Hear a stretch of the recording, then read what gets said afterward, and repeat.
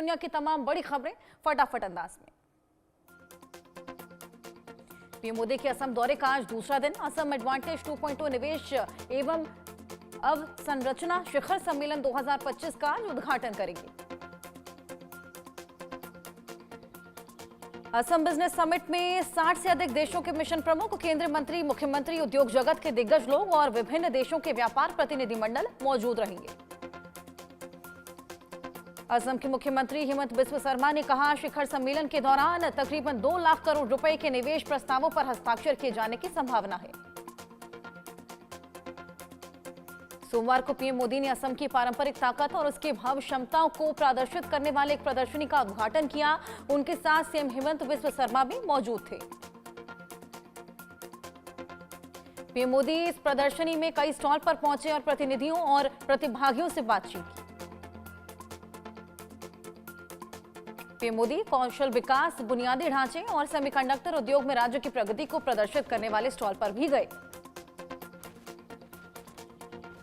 मोदी ने असम अतीत, वर्तमान और भविष्य नामक प्रदर्शनी हॉल का दौरा किया। ये स्टॉल असम के पारंपरिक उद्योगों के साथ साथ मौजूदा बुनियादी ढांचा परियोजनाओं की झांकी प्रस्तुत करता है।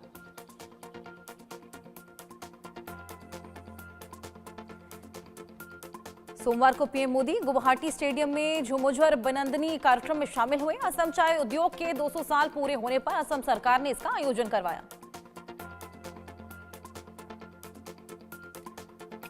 असम के चाय बागान के इलाकों से 8,600 कलाकारों ने प्रधानमंत्री मोदी के सामने झुमुझर नृत्य की प्रस्तुति की। इस कार्यक्रम में विदेश मंत्री एस जयशंकर सहित 60 देशों के मिशन प्रमुख शामिल हुए। असम सीएम हिमंत बिस्वा शर्मा ने तीर कमान और चाय जमा करने की टोकरी देकर पीएम मोदी को सम्मानित किया। कार्यक्रम में स्थानीय कलाकारों ने रंगारंग कार्यक्रम की प्रस्तुति दी। चाय बागान के इलाकों से स्टेडियम पहुंचे 8600 कलाकारों और मौके पर मौजूद दर्शकों के बीच पीएम मोदी ने ड्रम भी बजाया। सभा को संबोधित करते हुए पीएम मोदी बोले, मैं पहला प्रधानमंत्री हूं जो असम के काजीरंगा में रुककर दुनिया को इसकी जैव विविधता के बारे में बताने वाला। पीएम ने कहा, हमने असमिया को राष्ट्रीय भाषा का दर्जा दिया। असम के लोग दशकों से अपनी भाषा के लिए सम्मान का इंतजार कर रहे थे। गुवाहाटी के सरूसजाई स्टेडियम में झुमुझर बिनंदनी कार्यक्रम में लाइट और म्यूजिक शो का आयोजन हुआ। इस कार्यक्रम में पीएम मोदी और मुख्यमंत्री हिमंत बिस्वा शर्मा और साथ ही अन्य लोग शामिल हुए। पीएम मोदी ने सोमवार को मध्य प्रदेश सरकार द्वारा भोपाल में आयोजित ग्लोबल इन्वेस्टर समिट का उद्घाटन किया। समिट को संबोधित करते हुए पीएम मोदी ने कहा, दुनिया को भारत से बहुत सारी उम्मीदें हैं। पीएम मोदी ने कहा, भारत आने वाले सालों में ऐसे ही दुनिया की फास्टेस्ट ग्रोइंग इकोनॉमी बना रहेगा। ऐसी रिपोर्ट वर्ल्ड बैंक से आई है। पीएम ने कहा कि यूएन की एक संस्था ने भारत को सोलर पावर की सुपर पावर कहा था। साथ ही ये भी कहा कि जहां कई देश सिर्फ बात करते हैं, वहीं भारत नतीजे लाकर दिखाता है। एमपी सरकार की तरफ करते हुए पीएम मोदी ने कहा, जहां कभी खराब सड़कों के कारण बसें नहीं चल पाती थी, वो मध्य प्रदेश आज ईवी क्रांति की लीडिंग स्टेट बन चुका है। ग्लोबल इन्वेस्टर समिट में अपने वीडियो मैसेज से अडानी ग्रुप के चेयरमैन गौतम अडानी ने 1,10,000 करोड़ निवेश का ऐलान किया। अडानी ग्रुप राज्य के mining, smart vehicle, thermal energy sector में निवेश करेगा। गौतम अडानी ने कहा कि सरकार के साथ बातचीत की है और उसके बाद स्मार्ट सिटी, एयरपोर्ट और कोल बेड एरिया में 1 लाख करोड़ रुपए का अतिरिक्त इन्वेस्ट करेंगे। सोमवार को पीएम मोदी बिहार के दौरे पर रहेंगे। भागलपुर में पीएम मोदी ने बिहार के लिए 24,000 करोड़ के प्रोजेक्ट लॉन्च किए हैं और बड़ी जनसभा को संबोधित किया। भागलपुर से पीएम मोदी ने पीएम किसान सम्मान निधि योजना की 19वीं किस्त जारी की और डीबीटी के जरिए करीब 10 करोड़ किसानों के खातों में 22,000 रुपए भेजे गए। मंच से बोले पीएम मोदी, चाहे केंद्र की सरकार हो या बिहार में नीतीश के नेतृत्व में चल रही एनडीए की सरकार, किसान हमारी प्राथमिकता है। किसानों के लिए सरकार ने पूरी मेहनत से काम किया है। पीएम ने कहा, खाद की बोरी जो 3,000 रुपए की मिलती है, वो हम आपको 300 रुपए में देते हैं। हमारी सरकार ना तो आज भी 3,000 में मिलती। पीएम ने कहा, पहले यूरिया के लिए किसान लाठी खाता था और यूरिया की कालाबाजारी होती थी। आज किसानों को पर्याप्त यूरिया मिलती है और आप कल्पना कर सकते हैं अगर एनडीए सरकार ना होती तो क्या और हो सकता था। पीएम मोदी ने कहा, केंद्र मंत्री ललन सिंह के प्रयास से 2 परियोजना पूरी हो रही हैं। मोतिहारी का सेंटर ऑफ एक्सीलेंस जो बेहतरीन गाय की नस्ल के लिए काम कर रहा है और दूसरा बरौनी का खाद कारखाना। वहीं पलटी मारने की अटकलों के बीच सीएम नीतीश ने भागलपुर में मंच पर बड़ा ऐलान किया है। कहा कि अब इधर उधर नहीं जाएंगे, बीजेपी के साथ ही रहेंगे। मुख्यमंत्री नीतीश कुमार ने कहा, पूरे देश में नरेंद्र मोदी जी के नेतृत्व में विकास हो रहा, हम भी अब उन्हीं के साथ रहे और रहेंगे। सब लोग पीएम मोदी के पक्ष में हैं, इसलिए देश के साथ साथ बिहार भी आगे बढ़ेगा। नीतीश कुमार ने कहा, 2005 में पहले सत्ताधारी दल के लोग मुस्लिमों का वोट तो ले लेते थे लेकिन उनका विकास नहीं करते थे। तब हिंदू मुस्लिम झगड़े होते थे, अब कहीं हिंदू मुस्लिम झगड़े नहीं होते। केंद्रीय कृषि मंत्री शिवराज सिंह चौहान ने सभा को संबोधित करते हुए कहा, मैंने किसी नेता के स्वागत में इतनी भीड़ नहीं देखी। जनता का समुद्र है, नरमुंड ही नरमुंड दिखाई दे रहा है। चैंपियंस ट्रॉफी में न्यूजीलैंड ने बांग्लादेश को 5 विकेट से करारी शिकस्त दी है। जीत के साथ ही कीवी टीम सेमीफाइनल में पहुंची। वहीं बांग्लादेश का सफर भी पाकिस्तान के साथ साथ ग्रुप स्टेज में ही खत्म हो गया। रावलपिंडी स्टेडियम में बांग्लादेश ने 9 विकेट खोकर 236 रन बनाए। जवाब में बैटिंग करने उतरी न्यूजीलैंड की टीम ने 40 ओवर में 5 विकेट खोकर टारगेट हासिल कर लिया। भारत और न्यूजीलैंड ने ग्रुप ए में 2-2 मैच जीतकर 4-4 पॉइंट्स हासिल कर लिए और सेमीफाइनल का टिकट पक्का कर लिया। वहीं पाकिस्तान और बांग्लादेश ने 2-2 मैच गंवा दिए और दोनों के पास एक भी पॉइंट नहीं है। दोनों अब 27 फरवरी को आपस में इकलौता मैच खेलेंगे। इकलौते मैच को जीतने वाली टीम के पास 2 ही पॉइंट होंगे जो भारत और न्यूजीलैंड से कम ही रहेंगे, इसलिए पाकिस्तान और बांग्लादेश की टीम सेमीफाइनल से बाहर रहेगी। एक ग्रुप से 2 ही टीमें सेमीफाइनल में पहुंचेंगी और ग्रुप ए से भारत और न्यूजीलैंड ने अंतिम 4 में जगह बना ली है, जबकि ग्रुप बी से ऑस्ट्रेलिया, साउथ अफ्रीका, इंग्लैंड और अफगानिस्तान में सेमीफाइनल में पहुंचने की रेस जारी है। न्यूजीलैंड ऑफ स्पिनर ब्रेस्टवेल ने अपने 10 ओवर में महज 26 रन देकर 4 विकेट लिए। उनकी बॉलिंग के कारण ही बांग्लादेश टीम बड़ा स्कोर नहीं बना सकी।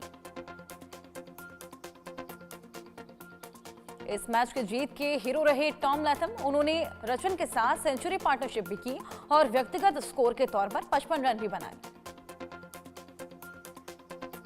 न्यूजीलैंड की टीम की जीत के दूसरे हीरो रहे तेज गेंदबाज विलियम और उन्होंने बांग्लादेश के घातक बल्लेबाज मेहंदी हसन मिराज और नजमुल हुसैन शांतो को कैच कराया।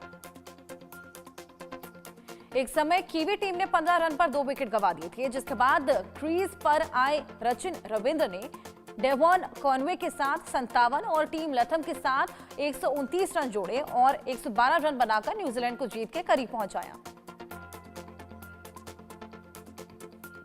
दिल्ली में सड़क धंसने से हादसा हुआ है। द्वारका के सेक्टर 12 के केएम चौक के पास सर्विस लेन का एक हिस्सा ढह गया।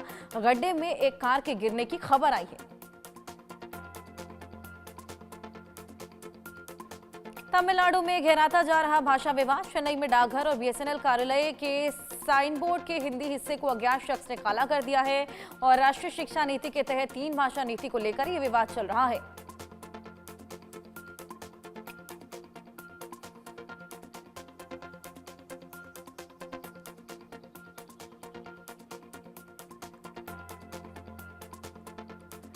तमिलनाडु के त्रिची रेलवे स्टेशन पर साइन बोर्ड के हिंदी हिस्से को खराब करने के बाद बढ़ाई गई सुरक्षा। हिंदी को लेकर जारी है गतिरोध।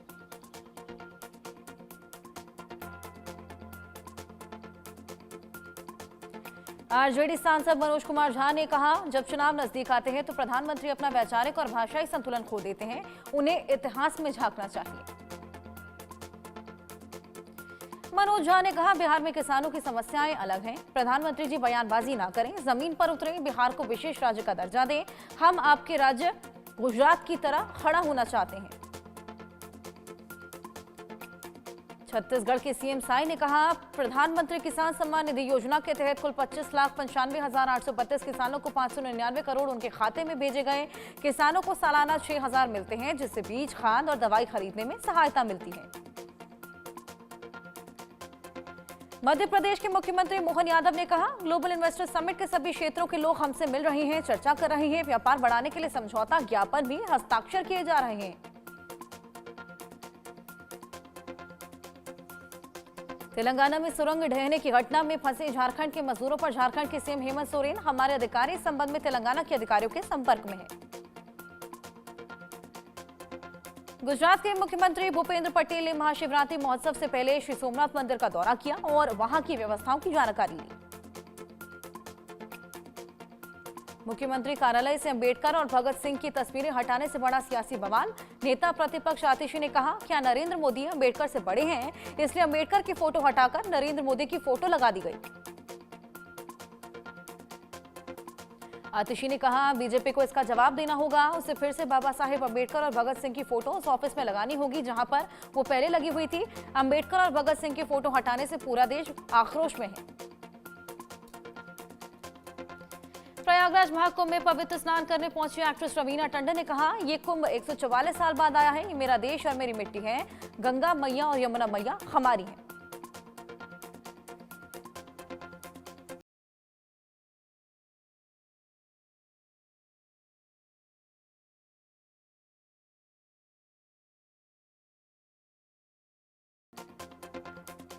प्रयागराज में परमार्थ निकेतन आश्रम के अध्यक्ष स्वामी चिदानंद सरस्वती के नेतृत्व में सोमवार की शाम के भजन में कई फिल्मी सितारे शामिल हुए। एक्ट्रेस रवीना टंडन, राशा ठडानी, एक्ट्रेस कटरीना कैफ, अभिनेता अभिषेक बनर्जी कार्यक्रम में शामिल हुए। अंबेडकर और भगत सिंह की तस्वीरें कार्यालय से हटाने के विवाद पर बोले दिल्ली बीजेपी अध्यक्ष वीरेंद्र सचदेवा, अपनी हार को आप पचा नहीं पा रही, न अरविंद केजरीवाल न उनकी नेता प्रतिपक्ष। बाबा साहेब अंबेडकर और भगत सिंह की तस्वीर को लेकर जारी विवाद पर बोले सांसद मनोज तिवारी, हम बाबा साहेब अंबेडकर और भगत सिंह जी के रास्तों पर चलने वाले लोग हैं, इनके पास भ्रम फैलाने के अलावा कोई और रास्ता नहीं है। आज सुबह कोलकाता पश्चिम बंगाल में लगे भूकंप के तेज झटके, बंगाल की खाड़ी में 5.1 तीव्रता का भूकंप आने की खबर है। हालांकि भूकंप के झटके कुछ पलों के लिए थे, लेकिन इनसे पूरी धरती हिल गई। केंद्र मंत्री शिवराज सिंह चौहान ने कहा, पीएम मोदी के नेतृत्व में बिहार विकास की नई ऊंचाइयां छुएगा। उन्होंने बिहार को सेंट्रल यूनिवर्सिटी की सौगात दी है।